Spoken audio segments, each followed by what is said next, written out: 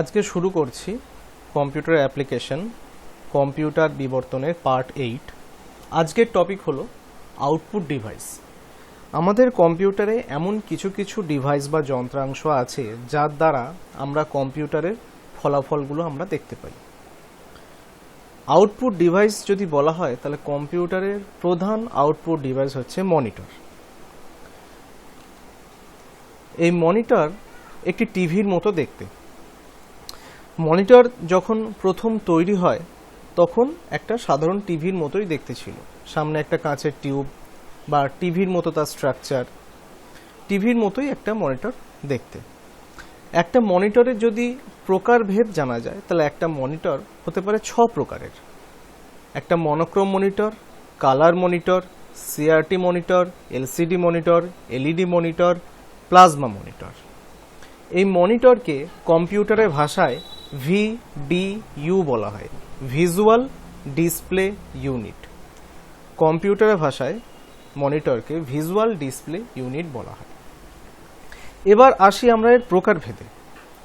প্রথমেই নাম আসছে মনোক্রোম মনিটর। এই মনোক্রোম মনিটরে সাদা কালো ছবি দেখা যেত, ওই জন্য নাম হচ্ছে মনোক্রোম মনিটর। বর্তমানে এই মনিটর এখন আর পাওয়া যায় না। আমরা আগে যেরকম সাদা কালো টিভি দেখতাম ঠিক তারই প্রতিচ্ছবি হচ্ছে মনোক্রোম মনিটর, শুধু সাদা কালো ছবি দেখা যেত। যখন আগেকার কম্পিউটার মানে কমান্ড ইউজার ইন্টারফেস যখন হতো, যখন শুধুমাত্র ডজের মাধ্যমেই কাজগুলো করা যেত, তখনই কিন্তু এই মনোক্রোম মনিটরের ব্যবহার হতো। বর্তমানে এখন গ্রাফিক ইউজার ইন্টারফেসের জন্য মনিটর চেঞ্জ হয়ে কালারে পরিণত হয়েছে। এরপরে আসছি আমরা কালার মনিটর। কালার বলতে সিআরটি মনিটর, এলসিডি মনিটর, এগুলো হচ্ছে সবই রকম কালার মনিটর। তা কালার মনিটরের মধ্যে বেসিক্যালি রেড, গ্রিন, ব্লু এই 3 ধরনের মডেলের উপর কাজ করে, যেটাকে বলা হয় আরজিবি। এই আরজিবি মডেল প্রথমে আসে সিআরটি মনিটরে। সিআরটি এর পুরো নাম হচ্ছে ক্যাথড রে টিউব। এর মধ্যে একটি গান থাকে যেটা ওই ইলেকট্রনগুলোকে ফায়ার করে, আরজিবি গান থাকে যেটা ইলেকট্রনগুলোকে ফায়ার করে, আর ফায়ারের ফলে ওই মনিটরের যে কাঁচের পর্দা থাকে তার মধ্যেই ছবিগুলো ফুটে ওঠে। এই মনিটর দেখতে অনেকটা বড়, আকারেও অনেকটা বড়, ওজনেও বেশি এবং এর বিদ্যুৎ খরচা অনেকটা বেশি। এটা টিভির মতোই দেখতে। এর মধ্যে ইলেকট্রিক গান ব্যবহার করা হতো, যে গানটা ইলেকট্রনগুলোকে ফায়ার করতো, আরজিবি ইলেকট্রনগুলোকে ফায়ার করতো। তার ফলে আমরা বিভিন্ন রকম কালারগুলো দেখতে পেতাম। এই আরজিবি কালার 3টে মিশ্রণ মানে লাল, সবুজ এবং নীল, এই 3টে কালারের মিশ্রণে সব রকম কালার পাওয়া যায়। ওই জন্য এর মধ্যে শুধুমাত্র আরজিবি ইলেকট্রন গানটাই থাকতো। এরপরে এলো এলসিডি মনিটর। এলসিডি মনিটরের পুরো নাম হচ্ছে লিকুইড ক্রিস্টাল ডিসপ্লে। এর মধ্যে এমন কিছু কিছু তরল স্ফটিক থাকে, কেলাস থাকে, যার জন্যে এর আকারটা হচ্ছে অনেকটা পাতলা। এর উপর একটা থিন ফিল্ম থাকে, একটা পাতলা ফিল্ম থাকে, যে ফিল্মটা যদি আমরা কোনো সময় প্রেস করি একটা লিকুইড চারপাশে সরে যায়, বা এই ফিল্মটা বা উপরের যে স্ক্রিনটা থাকে সেটা যদি কেটে দেওয়া যায় সেখান থেকে একটা তরল নিঃসৃত হবে। এই মনিটরের প্রধান উপাদান হচ্ছে লিকুইড ক্রিস্টাল। এই মনিটরগুলো আয়তনে অনেকটা পাতলা, ওজনও অনেকটা হালকা, এর বিদ্যুৎ খরচটাও অনেকটাই কম। এই এলসিডির একটা সমস্যা ছিল, এলসিডিকে সাইড থেকে বা নিচ থেকে দেখা যেত না, নেগেটিভের মতো লাগতো। কারণ কি, এর যে ক্রিস্টালগুলো থাকে, যে এলসিডি যে বাল্বগুলো যেটা থাকে, ক্রিস্টাল যেটা থাকে সেটা কিন্তু ওপর এবং নিচে বসানো থাকতো, সাইডগুলোয় বসানো থাকতো না। এই জন্য কিছু কিছু সময় ডান দিক বা বাঁ দিক থেকে দেখতে গেলে নেগেটিভ লাগতো, কালার কিছু বোঝা যেত না। এরপরে এলো এই সমস্যার সমাধানের জন্য এরপরে এলো এলইডি মনিটর। এলইডির পুরো নাম হচ্ছে লাইট এমিটিং ডায়োড। এই এলইডি মনিটরগুলো এলসিডির থেকে আরও বেশি পাতলা এবং বিদ্যুৎ খরচও আরও কম। বর্তমানে আমরা এখন এলইডি বাল্ব ব্যবহার করি, যে এলইডি বাল্বগুলো কিন্তু প্রচুর পরিমাণে আলো দেয় এবং যার বিদ্যুৎ খরচা অনেকটাই কম। এই এলইডি মনিটরের ক্ষেত্রেও তাই। এর ছবির গুণমান খুবই ভালো, কিন্তু বিদ্যুৎ খরচা এলসিডি মনিটরের থেকে কম। এই এলইডি মনিটরের চারদিকেই কিন্তু এলইডি ক্রিস্টাল লাগানো থাকে, যার জন্যে যে কোনো দিক থেকে দেখলে কিন্তু নেগেটিভ লাগে না, কালার কম্বিনেশন ঠিক থাকে এবং বোঝাও যায়। এই মনিটর আরও বেশি পাতলা এবং হালকা এবং সব দিক থেকেই কিন্তু ভিজিবল কালারটা। এরপরে আর মনিটর আছে প্লাজমা মনিটর, যেটা এই মুহূর্তে এখানে নেই। অনেক বইয়ে থাকে, আবার অনেক বইয়ে থাকে না। প্লাজমা মনিটরের মধ্যে এক ধরনের গ্যাসীয় পদার্থ থাকে, সেই গ্যাসীয় পদার্থের মাধ্যমে ছবিটা তার ফিল্মের মধ্যে বা স্ক্রিনের মধ্যে ভেসে ওঠে। এই প্লাজমা মনিটরের ছবি অন্যান্য মনিটরের থেকে অনেক বেশি ভালো হয়, কিন্তু গ্যাসীয় পদার্থ থাকার কারণে প্লাজমা মনিটরের ভেতরে যে লংজিভিটিটা সেটা অনেকটা কমে যায়, কারণ ওর মধ্যে যে গ্যাসীয় পদার্থটা থাকে যেটা দৃশ্যটাকে ফুটিয়ে তোলে পর্দার মধ্যে, সেটা আস্তে আস্তে নষ্ট হয়ে যায়। ওই জন্যে প্লাজমা মনিটরের লংজিভিটি অনেকটা কম। এই প্লাজমা মনিটরকে সংক্ষেপে পিডিপি বলা হয়। এরপরে আমরা আসি প্রিন্টারে। প্রিন্টার হচ্ছে কম্পিউটারের অন্যতম আউটপুট ডিভাইস। এই প্রিন্টারেরও বিভিন্ন রকম ধরন আছে। প্রথমে আমরা ধরে নিই যে যখন আমরা প্রিন্ট করি তখন সেটাকে বলা হয় হার্ড কপি, এবং আমাদের কম্পিউটারের মধ্যে কোনো থাকা তথ্য সেটাকে বলা হয় সফট কপি। তা কেন বলা হয়? আমরা কম্পিউটারের মধ্যে যখন কোনো ডকুমেন্টস তৈরি করি সেটা অ্যাজ এ সফটওয়্যার হিসেবে কাজ করে, বা কোনো একটা সফটওয়্যারের মাধ্যমে সেই ডকুমেন্টসটা রেডি করতে হয়। অতএব আমাদের কম্পিউটারে থাকা কোনো তথ্যকে আমরা সফট কপি বলতে পারি। যখন সেই সফট কপিটাকে আমরা কোনো প্রিন্টারের মাধ্যমে কাগজে প্রিন্ট করি তখন সেটাকে বলা হয় হার্ড কপি। এবার আমরা আসি প্রিন্টারের বিভিন্ন রকম ধরন। প্রিন্টারকে দুভাগে ভাগ করা যায়, একটা ঘাতের ওপর ভিত্তি করে, একটা প্রিন্ট করার গতির ওপর ভিত্তি করে। ঘাতের ওপর ভিত্তি করে, ঘাত বলতে আঘাত, মানে এমন কিছু কিছু প্রিন্টার আছে যেগুলো কাগজে আঘাত করে প্রিন্ট করে, আবার এমন কিছু কিছু প্রিন্ট আছে যেগুলো কম্পিউটারের কাগজের ওপরে আঘাত করে প্রিন্ট করে না। ঘাতের ওপর ভিত্তি করে প্রিন্টারকে দুটো ভাগে ভাগ করা যায়, একটা হচ্ছে ইম্প্যাক্ট প্রিন্টার আর একটা হচ্ছে নন ইম্প্যাক্ট প্রিন্টার। ইম্প্যাক্ট কথার অর্থ হচ্ছে ঘর্ষণ। যারা ঘর্ষণ করে করে তাদেরকে ইম্প্যাক্ট বলা হয়, যারা ঘর্ষণ করে করে না তাদেরকে নন ইম্প্যাক্ট বলা হয়। ইম্প্যাক্টের মধ্যে হচ্ছে dot matrix printer, line printer আর ডেজি হুইল প্রিন্টার। এরপরে দেখো আরেকটা জায়গায় ডান দিকে বলেছে প্রিন্ট করার গতির উপর ভিত্তি করে, একটা হচ্ছে ক্যারেক্টার প্রিন্টার, একটা হচ্ছে লাইন প্রিন্টার। এই যে প্রিন্টারের ধরনটা, এটা কিন্তু কিছু কিছু বইয়ে আলাদা আছে। আমরা যেমন এখানে দেখেছি ঘাতের উপর ভিত্তি করে, আবার প্রিন্ট করার গতির উপর ভিত্তি করে। কিছু কিছু বইয়ে কিন্তু শুধুমাত্র ঘাতের উপর ভিত্তি করেই আছে, মানে ইম্প্যাক্ট প্রিন্টার এবং নন ইম্প্যাক্ট প্রিন্টার, এই দু ধরনের প্রিন্টারই বেসিক্যালি ম্যাক্সিমাম বইয়ে দেখা যায়। ইম্প্যাক্ট প্রিন্টার, যে সমস্ত প্রিন্টার কাগজের উপর আঘাত করে প্রিন্ট করে তাদেরকে ইম্প্যাক্ট বলা হয়, যেমন ডট ম্যাট্রিক্স, লাইন প্রিন্টার। আর যে সমস্ত প্রিন্টার কাগজের ওপরে ঘর্ষণ করে বা আঘাত করে প্রিন্ট করে না তাদেরকে নন ইম্প্যাক্ট প্রিন্টার বলা হয়, যেমন laser printer, inkjet printer, thermal printer. এগুলো হচ্ছে এক এক ধরনের নন ইম্প্যাক্ট প্রিন্টার। এবার তারপরে আসি ইম্প্যাক্ট প্রিন্টার বলতে কি বোঝানো হয়। যে সমস্ত প্রিন্টারে আউটপুট প্রকাশের জন্য প্রিন্ট করার সময় প্রিন্টারের হেডটি কাগজকে স্পর্শ করে বা ঘর্ষণ করে বা আঘাত করে প্রিন্ট করে, তাকে ইম্প্যাক্ট প্রিন্টার বলা হয়। এই ইম্প্যাক্ট প্রিন্টারে কালিযুক্ত ফিতা বা রিবন থাকে, যেগুলো টাইপরাইটারে দেখা যায়। যখন টাইপরাইটারে প্রিন্ট হয়, টাইপরাইটারের মধ্যে এরকম কালিপূর্ণ ফিতে থাকে বা রিবন থাকে, যার ওপরে ওই হেডটি গিয়ে ধাক্কা মারে এবং কাগজের ওপরে একটা ছাপ পড়ে যায়। সেগুলো হচ্ছে এক ধরনের ইম্প্যাক্ট প্রিন্টার, যেমন ডট ম্যাট্রিক্স প্রিন্টার বা লাইন প্রিন্টার। এগুলো হচ্ছে এক ধরনের ইম্প্যাক্ট প্রিন্টার। ইম্প্যাক্ট প্রিন্টারের বৈশিষ্ট্য পড়তে হবে যে ইম্প্যাক্ট প্রিন্টারের হেডটি আউটপুটের জন্য প্রিন্ট করার সময় কাগজকে স্পর্শ করে বা ঘর্ষণ করে প্রিন্ট করে বা আঘাত করে প্রিন্ট করে। ইম্প্যাক্ট প্রিন্টারের মেন বৈশিষ্ট্য হচ্ছে প্রিন্ট করার সময় ঘর্ষণজনিত শব্দ উৎপন্ন করা, খুব বেশি পরিমাণে শব্দ হয়।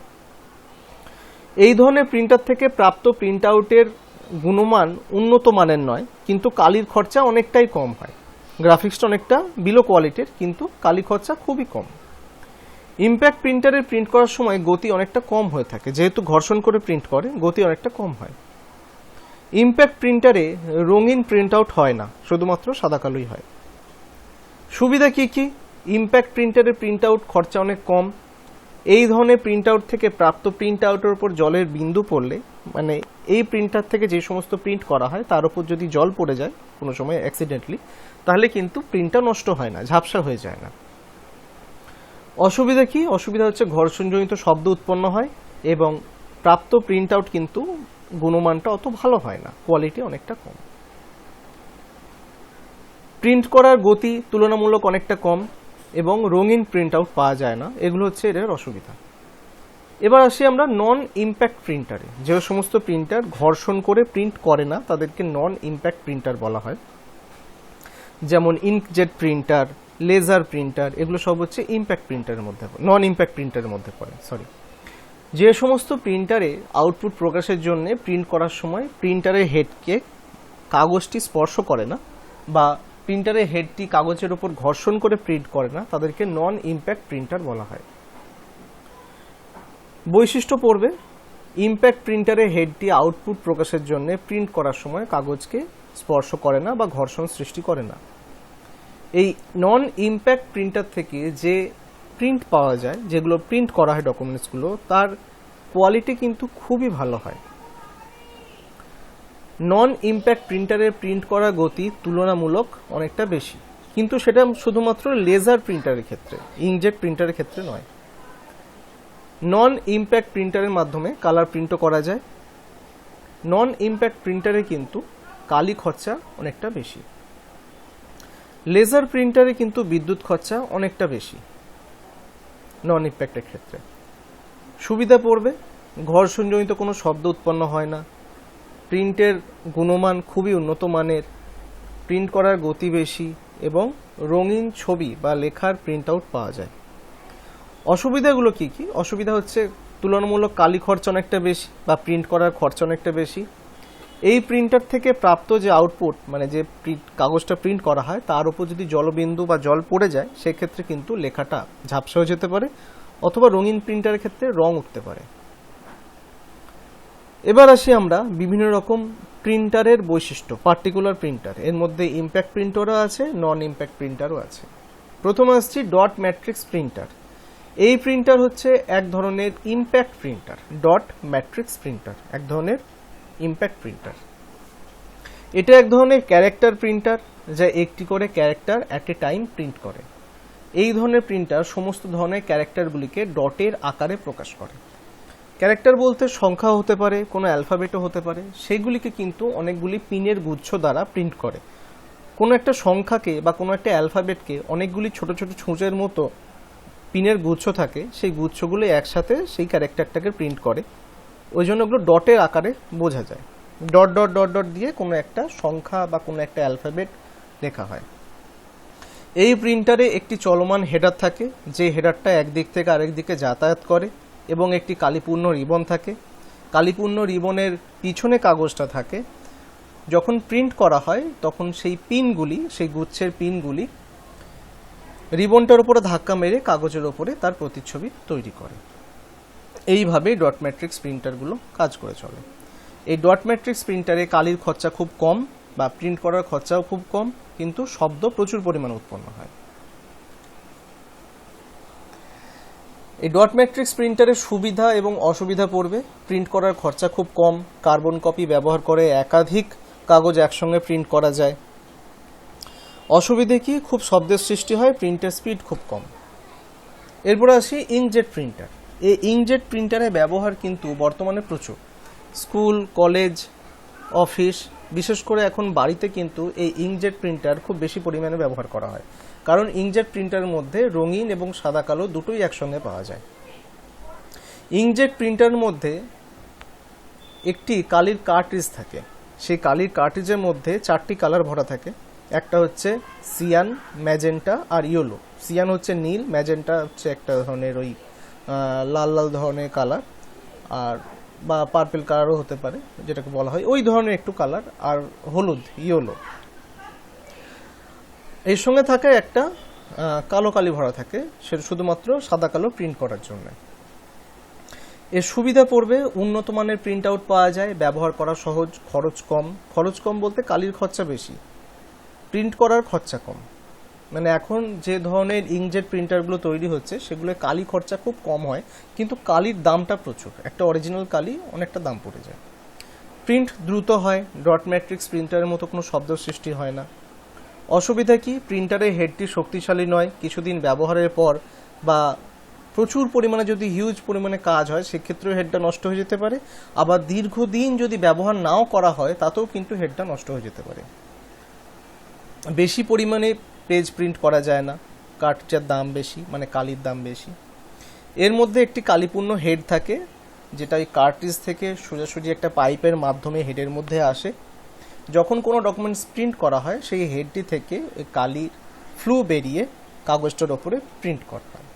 এই জন্যে ইঙ্কজেট প্রিন্টার কিন্তু অত তাড়াতাড়ি বা অত দ্রুত কাজ করে না, লেজার প্রিন্টারের থেকে একটু স্লো মোশনে কাজ করে। এর পরের পয়েন্ট রয়েছে, দেখো লেজার প্রিন্টারের প্রিন্টিং পদ্ধতি আলোচনা করো। লেজার প্রিন্টার বর্তমানে হচ্ছে একটা গুরুত্বপূর্ণ একটা লেজার প্রিন্টার, যার মাধ্যমে খুব নিখুঁত প্রিন্ট আউট এবং খুব দ্রুত গতি সম্পন্ন একটা প্রিন্ট করতে পারে। এই লেজার প্রিন্টারের কাউন্টটা PPM হিসেবে হয়, প্রিন্ট পার মিনিট, মানে একটা মিনিটে কতগুলো পেজ প্রিন্ট করতে পারবে সেটা লেজার প্রিন্টারের হচ্ছে একক। এই লেজার প্রিন্টার 1 মিনিটে 30 থেকে 32টি পেজ প্রিন্ট করতে পারে, খুব ভালো মানের লেজার প্রিন্টার। আর যদি তার থেকে একটু কম দামি লেজার প্রিন্টার হয় 20 থেকে 25টা প্রিন্ট করে দেয়।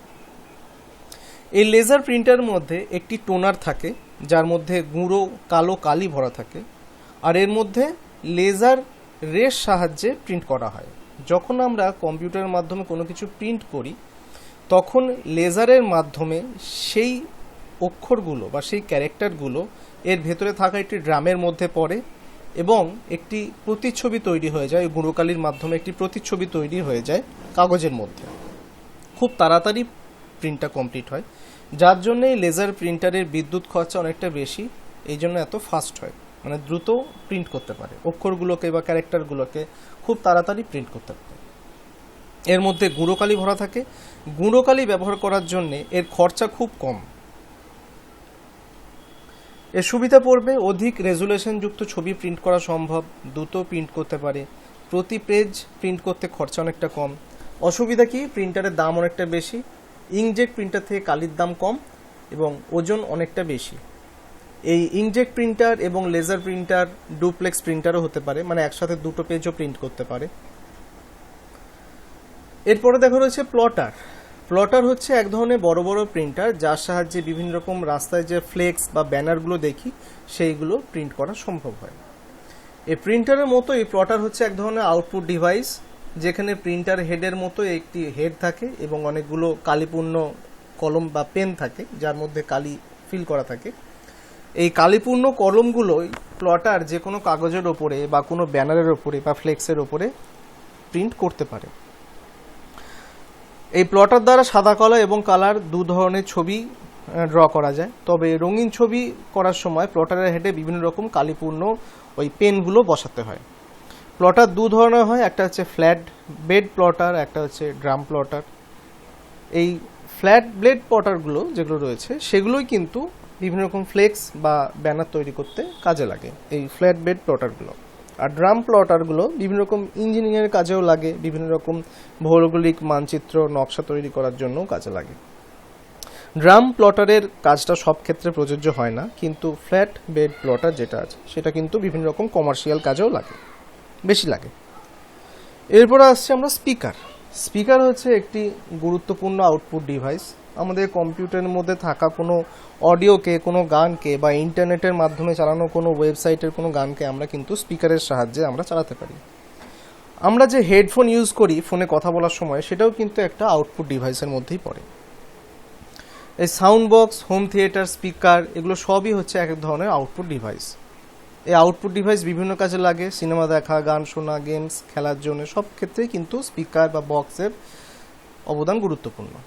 এই সাউন্ড বক্স বা স্পিকার দু ধরনের হয়, একটা ইন্টারনাল সাউন্ড বক্স, একটা হচ্ছে external sound box. Internal sound box কম্পিউটারের বা সিপিইউর ভেতরে লাগানো থাকে, যেটা শুধুমাত্র বিপ সাউন্ড দেয়। আমাদের কোনো সময় যদি ম্যালফাংশন হয়, ম্যালফাংশন বলতে কোনো সময় যদি কোনো ত্রুটি দেখা যায় সিপিইউর ভেতরে, কোনো গন্ডগোল দেখা যায়, যেমন হয়তো র্যামের স্লট লুজ হয়ে গেছে বা প্রসেসর কাজ করছে না, বা গ্রাফিক্স কার্ডটা কোনো সময় লুজ কানেকশন হচ্ছে, এরকম বিভিন্ন রকম ম্যালফাংশন দেখা যায়। তখন ওই ছোট যে স্পিকারটা লাগানো থাকে সিপিইউর মধ্যে, মানে সিপিইউ ক্যাবিনেটের মধ্যে মাদারবোর্ডের সঙ্গে যে ছোট স্পিকারটা লাগানো থাকে, তার বিপ শব্দের দ্বারা আমরা বুঝতে পারি যে কি ফল্ট হয়েছে বা কি ফল্ট হতে পারে, কি সমস্যা হতে পারে। আরেকটা হচ্ছে এক্সটার্নাল সাউন্ড বক্স, যেটা আমরা কম্পিউটারের বাইরে ইউজ করি। সেটা একটা হেডফোনও হতে পারে, একটা হোম থিয়েটার হতে পারে, একটা সাউন্ড বার হতে পারে, যার সাহায্যে কিন্তু খুব জোরে জোরে আমরা কোনো সাউন্ড শুনতে পারি, যেমন গান শুনতে পারি, সিনেমা দেখার সময় জোর ভলিউম দিয়ে শুনতে পারি। এবং রাস্তায় যে বিভিন্ন অনুষ্ঠানে যে মাইকগুলো আমরা দেখতে পাই, চোঙের মতো যে মাইকগুলো থাকে, যার দ্বারা তীক্ষ্ণ আওয়াজ শোনা যায়, সেগুলোও কিন্তু এক ধরনের আউটপুট ডিভাইস। আজকে এটুকুই থাকলো, আবার নেক্সট দিন অন্য টপিক নিয়ে আসবো।